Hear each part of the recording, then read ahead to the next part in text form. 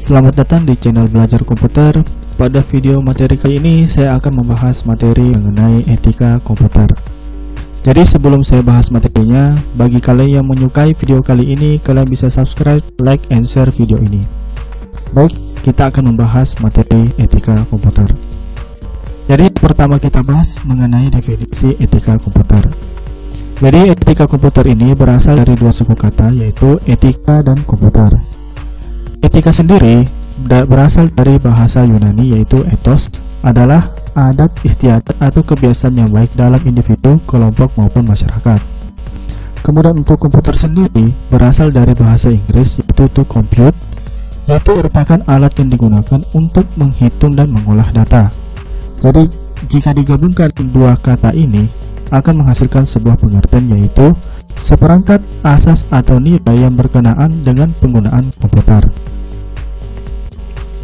Sekarang kita bahas secara singkat mengenai sejarah etika komputer. Jadi sejarah ini akan saya bahas dari generasi ke generasi ya. Jadi di sini saya bagi menjadi 4 generasi. Yang menjadi yang pertama generasi 1, yaitu era 1940-an. Yang dimana pada generasi ini adanya Perang Dunia II dan lahirnya teknologi komputer. Sehingga Wiener ini memperhatikan aspek lain selain kemajuan ilmu pengetahuan dan teknologi, yaitu etika. Untuk generasi kedua pada tahun era 1960-an, yaitu di sini banyaknya pengguna komputer menggunakan komputer secara ilegal karena banyaknya orang mengabaikan mengenai etika ini. Kemudian ada seorang bernama Parker memiliki pemikiran dan menjadi pelopor kode etik profesi di bidang komputer ini. Kemudian sejarah selanjutnya yaitu di generasi ketiga era 1970-an. Kecerdasan buatan atau artificial intelligence memicu perkembangan program-program komputer. Istilah etika komputer kemudian digunakan oleh Walter Benner untuk menanggapi permasalahan yang ditimbulkan oleh pemakaian komputer pada waktu itu. Di generasi keempat era 1990-an, penelitian dan pelatihan etika komputer berkembang pesat mulai tahun 1990 hingga saat ini. Etika komputer juga menjadi dasar lahirnya peraturan atau undang-undang mengenai kejahatan komputer. Sekarang kita bahas poin selanjutnya, yaitu mengenai isu seputar etika komputer. Permasalahan-permasalahan seputar penggunaan komputer yang meliputi ada 5 hal. Yang pertama, kejahatan komputer. Yang kedua, netiquette. Yang ketiga, e-commerce.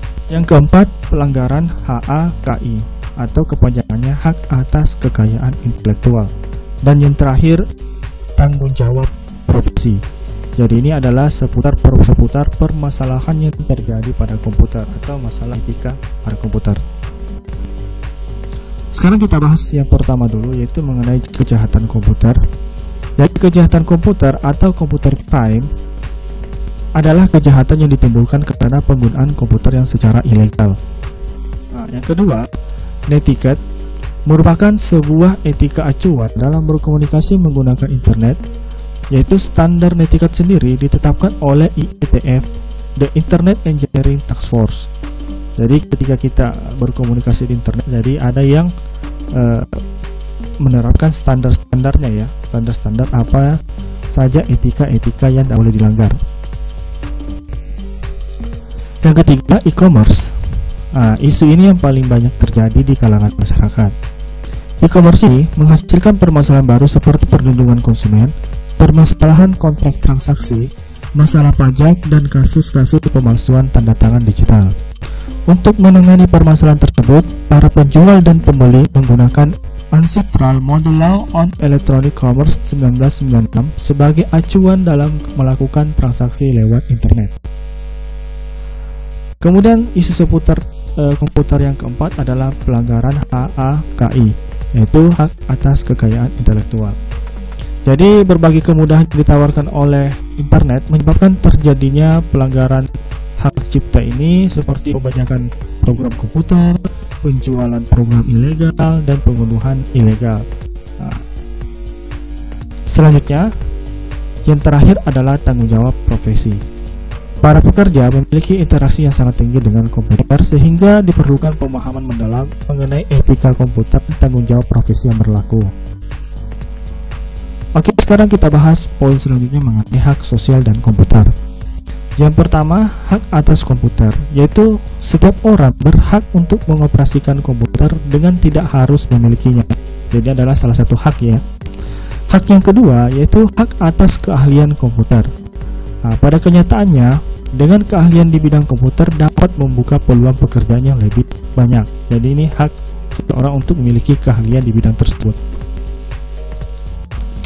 Hak yang ketiga adalah hak atas spesialis komputer. Jadi pemakai komputer tidak semua menguasai akan ilmu yang terdapat pada komputer yang begitu banyak dan luas. Untuk bidang tertentu diperlukan spesialis bidang komputer. Yang keempat adalah hak atas pengambilan keputusan komputer. Meskipun masyarakat tidak berpartisipasi dalam pengambilan keputusan mengenai bagaimana komputer diterapkan, namun masyarakat memiliki hak tersebut. Kemudian poin selanjutnya yaitu mengenai hak atas informasi. Jadi seseorang mempunyai hak atas informasi-informasi yang tersedia pada komputer.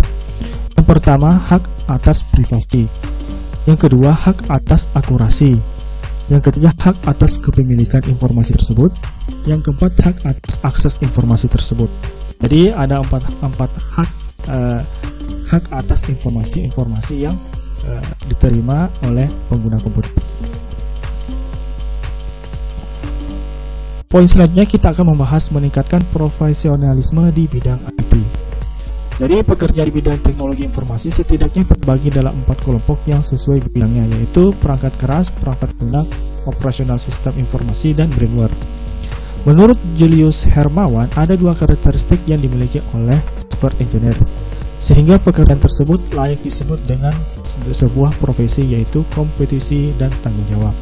Kompetisi di sini artinya seorang engineer harus memperdalam dan memperbarui keterampilannya sehingga pengalaman dan pengetahuannya digunakan untuk profesinya.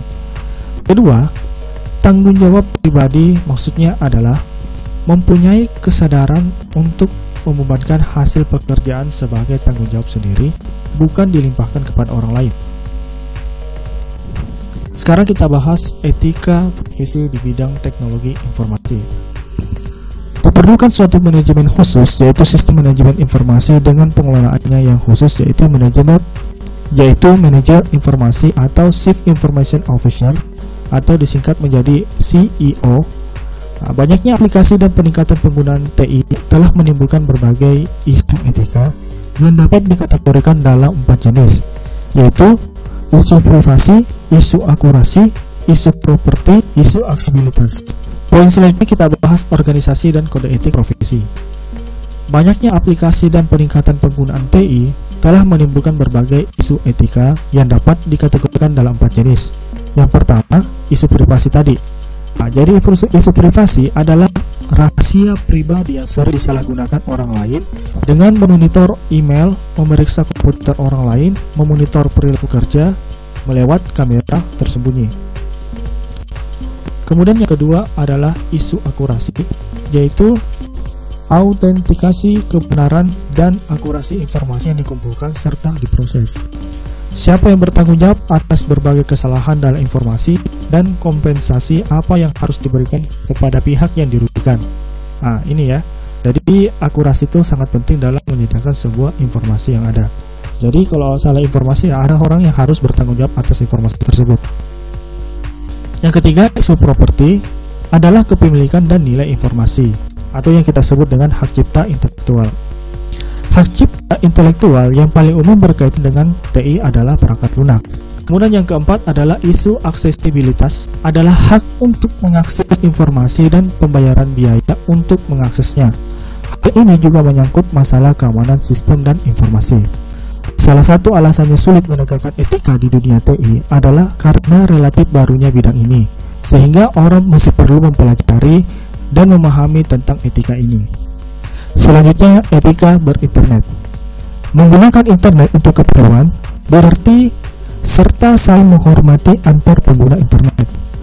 10 etika ini disebut sebagai The 10 Commandments for Computer Ethics, atau 10 perintah etika menggunakan komputer.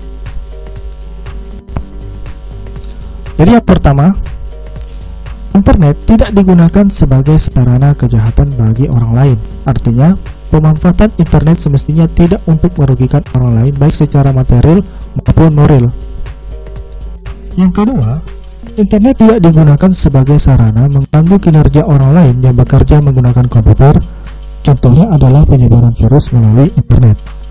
Kemudian yang ketiga adalah internet tidak digunakan sebagai sarana untuk menipu orang lain.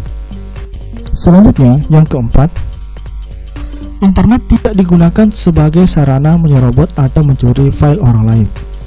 Yang kelima, internet tidak digunakan untuk mencuri, contohnya pengacakan kartu kredit atau pembobolan kartu kredit. Yang keenam, internet tidak digunakan sebagai sarana kesaksian palsu. Yang ketujuh, internet tidak digunakan untuk mengcopy software tanpa adanya pembayaran. Kemudian yang kedelapan, internet tidak digunakan sebagai sarana mengambil sumber-sumber penting tanpa adanya izin atau mengikuti aturan yang berlaku. Yang kesembilan, internet tidak digunakan untuk mengakui hak intelektual orang lain. Kemudian yang terakhir, bertanggung jawab atas isi pesan yang disampaikan. Jadi kalau isi pesannya tidak benar, harus tanggung jawab di situ. Bisa saja menjadi hoax. Oke, itulah pembahasan mengenai etika komputer serta isu-isu yang sering terjadi di lingkungan sekitar kita. Oke, sampai di sini dulu video materi kali ini. Sampai ketemu lagi di video materi-materi selanjutnya.